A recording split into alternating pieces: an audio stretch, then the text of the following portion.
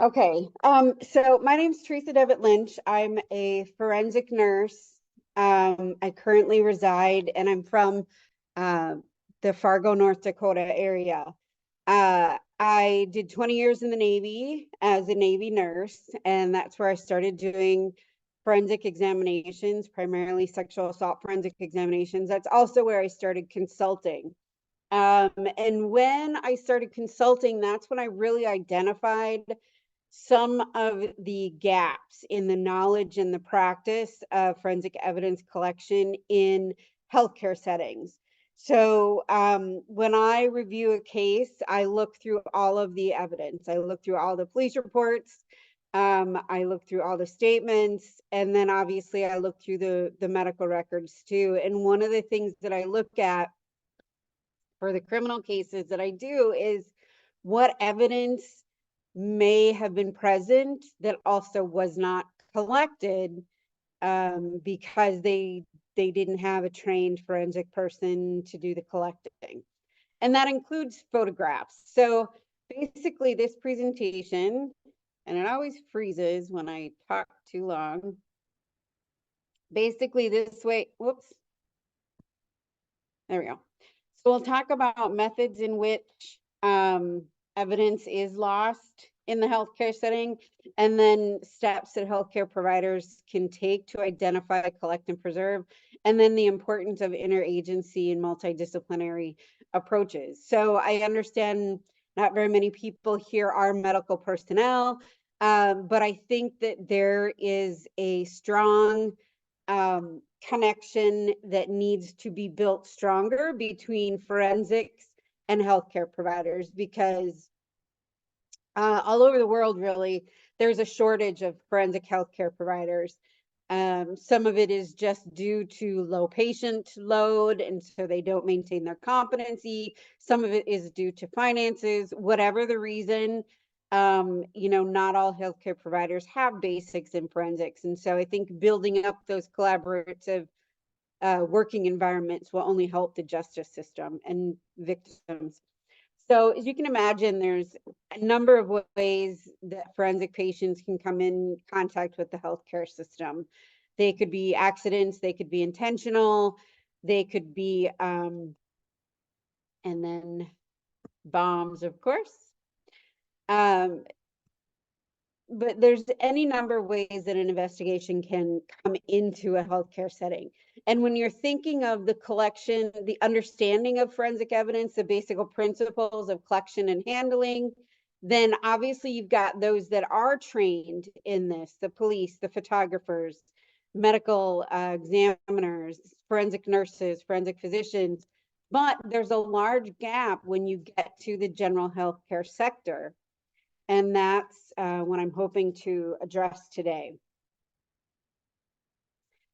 And a lot of people, when they think of healthcare providers who may come in contact with forensic patients outside of a forensic nurse or forensic physician, EMTs in emergency rooms are often the first thing that they think of. And in a lot of the cases, those are the first ones. But really, any area of healthcare can encounter. You can have a gunshot victim that needs an operation. They might be responsible for or attempt to collect the bullets. Well, if those bullets aren't collected correctly, then they may not be used in the investigation and hopefully proceeding prosecution. You've got inpatient units, intensive care units, medical surgical units. Those, depending on how long it takes the patient to go from the ER to that unit, the time frame for evidence collection is tenuous. And so obviously getting it collected as soon as possible is imperative, but there are things that these units can do in terms of, I apologize, that's my dog. There are things these units can do in terms of documenting, especially ongoing progress of injury or declining care that is related to the potential crime, assault or what have you. And that information can be utilized in the justice system too. And then outpatient clinics. Sometimes you might have a domestic violence survivor who would choose to go to their primary care provider versus the ER if it's an injury that they don't think is that serious. And so those areas could encounter forensic patients. Long-term care, I've done more than one criminal case and a couple civil cases that were suspected sexual assaults in nursing homes. And of course, the nursing home staff were not trained to collect the evidence. The police, it didn't get reported in time for it. There was just a lot of errors along the way in a lot of these cases, and so we lost out on crucial evidence that may have helped that case. And then finally, dental clinics, which I know is one people really don't think of, but somebody needs dental work done in related to a criminal case or an assault, then yes, there is another area in which maybe shards of a weapon could be lodged in the mouth, or there could be pieces for them to collect.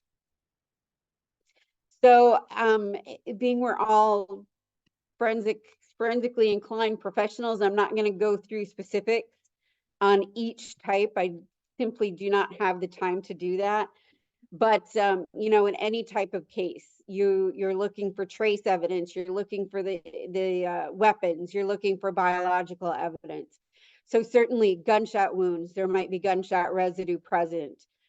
Is the ER putting paper bags over the hands of the victim and the suspect if they're both there? If one of them comes in the event that when law enforcement gets there, they want to do gun residue testing.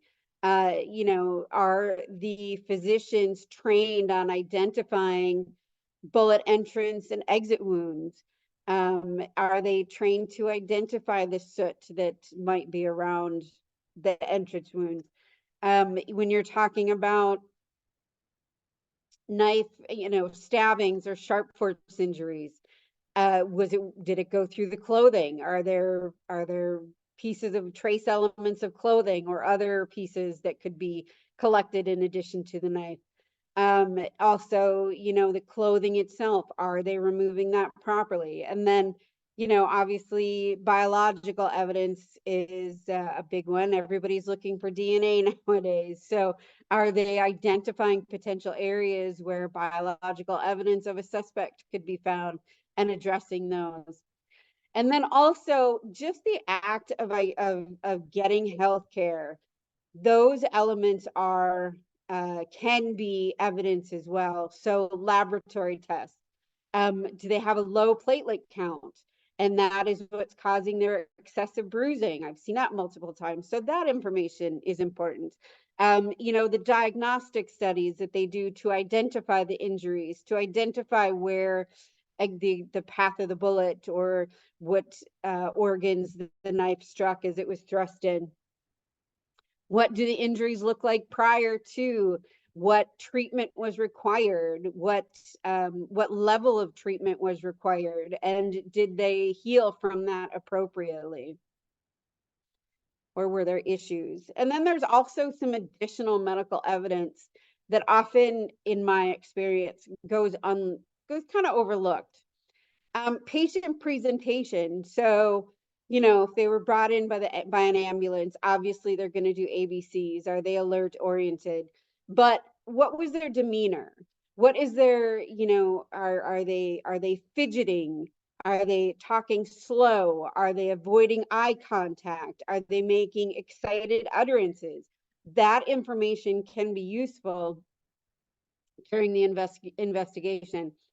Documentation. I see many times in a criminal case, an assault case, you know, what even some of those that are domestic violence, that they know that the cops have been called because the cops are present there. But I'll just read multiple abrasions to the back. Well, as somebody who's trying to figure out, you know, are these related to a specific weapon? How old is there a way to determine their age to see if they could have been made, you know, 3 hours prior, or if they're 2 weeks old? That information is crucial to me because I'm the one who's trying to interpret those injuries. And when I see things, you know, multiple abrasions to the back, that does me absolutely no good. And that's evidence lost for that case. And then photos. Often there's either no photos or photos that are very inflammatory. They might take a photograph of, say, a knife wound that has blood surrounding it prior to them cleaning or repairing the wound. That also does very little good because I cannot see the wound edges. I can't see, was it, you know, actively bleeding? Had it stopped bleeding when they took the photo? What did it look like after they cleansed it? What type of repair did they require? What did it look like after the repair? So even though, you know, there's attempts there, they do have some of the basics, but there's more knowledge to be gained in that area.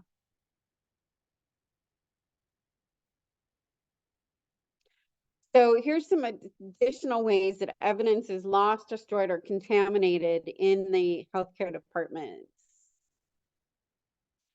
So EMS walking through a crime scene and um, disrupting evidence, you know, trace evidence that may be at a crime scene, disrupting walking through bodily fluids, cutting of the clothing.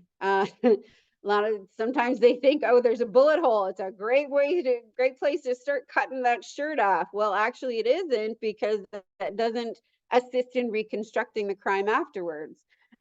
So learning how to properly cut the clothing, and then also removing the clothing in a manner that would prevent the least amount of trace evidence from falling off of that clothing. And if, you know, if they have to come off quickly, then doing it over a piece of paper or over a bed sheet that you could fold up and package as well to collect anything that may have fallen off. The injury site cleansing. So cleansing the site prior to the taking of any forensic samples. Different medical treatments or procedures, surgeries surgeries can interrupt injury tracks, obviously. You know, speculum exams might cause injury in a sexual assault case. And so even just the act of providing treatment for these patients could actually interfere or destroy evidence. And then contamination, which is a little bit easier to kind of think of as more common sense, not changing gloves. So as a forensic nurse, I change gloves after every single piece of evidence that I collect. Having worked as a med-surg nurse, having worked as a PACU or post-anesthesia nurse and a same-day surgery recovery nurse, you know, you don't always do that. You change it per patient, and depending on, you know, what you did and how much bodily fluid you got on those gloves depended on when you change those. So wearing the same gloves when you're palpating the face looking for injuries, and then you go down to the hands, well, they could actually transfer any evidence that may have, and I'm talking biological mainly, evidence that could have been on the face onto the hands. And so then that evidence could potentially be misleading. Actually inserting themselves, as I say, into the crime scene by not wearing masks and coughing, sneezing, talking over a potential site of interest, multiple persons touching the patient. And I realize a lot of these are unavoidable, and that, but these are just some things that can contaminate the patients as crime scenes. So multiple persons touching the patients. Improper evidence handling, which is generally from a lack of knowledge, and then cleaning between patients. So as, again, going back as a forensic nurse, I clean between patients with bleach. In the general healthcare setting, they do not do that. They clean with HyVicleanse or some other type of antiseptic. They're not interested in killing human DNA to prevent cross-contamination of evidence from patient to patient. They're worried about killing viral DNA and bacterial DNA. to prevent the transfer of disease or illness from patient to patient. So it's just a different focus.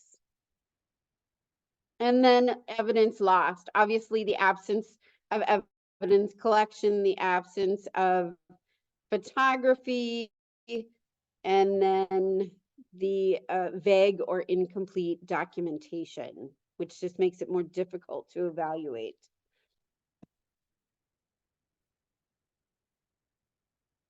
Okay. So as I'm sure you can imagine, this kind of makes sense. If you're a healthcare provider, you're worried about life and limb first. That's their first concern. Then you move down to medical stability, injury treatment, emotional, psychological stability, and then there's forensic evidence way down at the bottom. So, going back to this broken chain here, it's not a matter of them not wanting to be able to perform these evidence collection steps. A lot of it goes to their foundational education. It just is not part of the foundational training for physicians and EMTs and nurses and respiratory therapists and radiologists and surgeons. Forensics is not part of their basic training. It's not part of any fellowship training unless they seek it out specifically. Obviously, I'm talking other than medical examiners and forensic nurses. But again, we even have to seek that information out after basic nursing school because it's not part of it.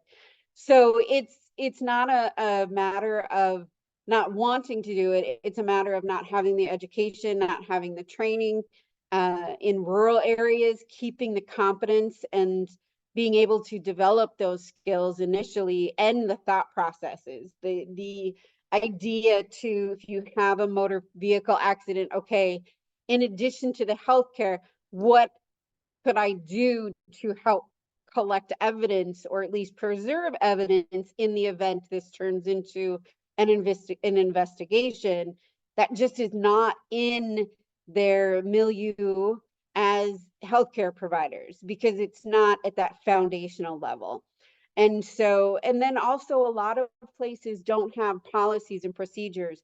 As a nurse, as a forensic nurse, as physicians, if we don't have a policy or procedure for it, we do not do it because that is what is providing us the most current standards and accepted standards of practice for the act or the treatment that we're going to provide. So you always have to have a policy and procedure for anything you do. Well, there's a lot of healthcare facilities that simply don't have any policies and procedures for evidence collection, evidence preservation, or even photography, forensic photography.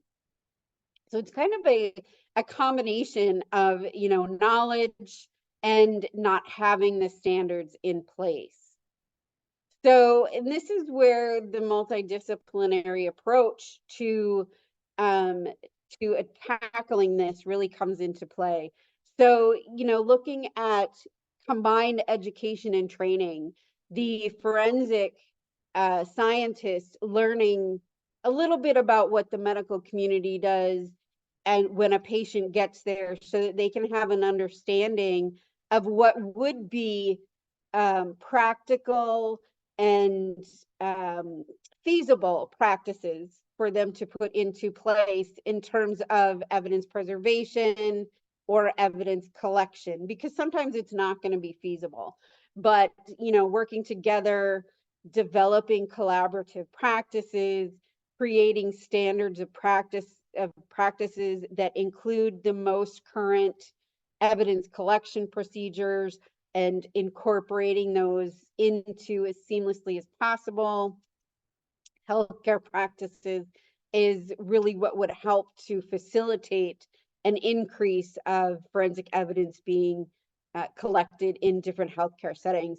And this is not a new topic. There is there's research on it, but what I haven't seen is really robust intercollaborative or interdisciplinary collaborations to help to tackle this. So that was why I wanted to bring this to this setting here. But in the meantime, if you are somebody that works in a healthcare center, or if you know somebody that works in a healthcare center, some of the things that could be done relatively easy is to, if they have a known or, a known investigation or something that should include the police, contact the police for evidence collection and photography, and then attempt to preserve the evidence as much as possible prior to them getting there. Identifying one person on the healthcare team that will be responsible for the evidence collection and photography. Maintaining the evidence, properly securing the evidence, having a secure location for the evidence to transfer it, creating or completing chain of custody documents. All of those are important too, because it's kind of a shame when people go through the effort to collect the evidence, but then it's not able to be used because the integrity is called into question because there was no chain of custody, or the chain of custody was not done correctly, or I cannot identify how the evidence was secured between the collection and being turned over to the police. Using plastic tools whenever possible to handle trace evidence, especially, especially bullets. They're very sensitive, and in the operating room, using those steel clamps does oftentimes renders them not able to be evaluated by the ballistics expert. So using plastic tools when possible. Properly removing and packaging the clothing, not cutting through bullet holes or knife wounds, and then packaging them separately in in paper bags and not plastic bags. Swabbing areas of interest prior to cleansing. So if there's a possible suspected or known sexual assault that needs a catheter, then swabbing that area prior to cleansing the area to insert a catheter. If a stab wound victim needs a chest tube, then even if it's not going to be used, it's 2 seconds to swab it. Just swab the area and then inserting the chest tube. So just taking a couple of extra seconds when able to swab known or potential areas. And then the photography, anything that is collected, the clothing, and then injuries. Injuries should be, you're looking for in the documentation and the photograph, the size, the location, the color, and the type. So the photography, you want before and after cleaning, and you want it with and without a measuring device. You want one that shows the location on the body as it relates anatomically, and then a close-up that gets good detail on it. Documenting patient presentation, excited utterances, who was with them, did they, who answered the questions? Was the patient answering the questions, or was the person, a second person there answering for them? Different things like that. Changing gloves frequently, not coughing, sneezing over the areas of interest.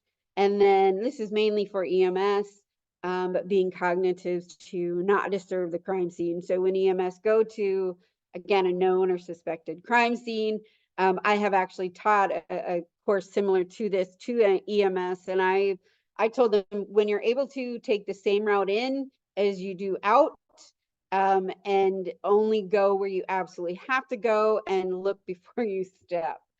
So that actually concludes my presentation. I think I'm about on time.